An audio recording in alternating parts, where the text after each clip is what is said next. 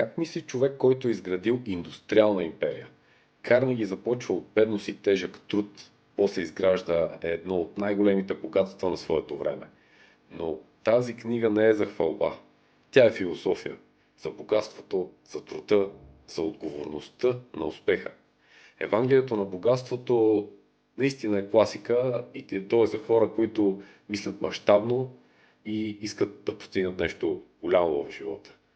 Ако искате да притежавате тази книга, поръчайте от нашето издателство Надграждам и тя е абсолютно за всички хора, които искат да се развиват, които вече са се развили и със сигурност не е за бързо забогатяване.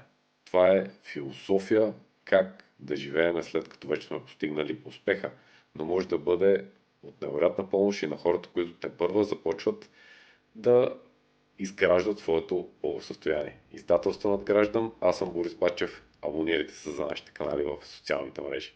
Чао и до скоро!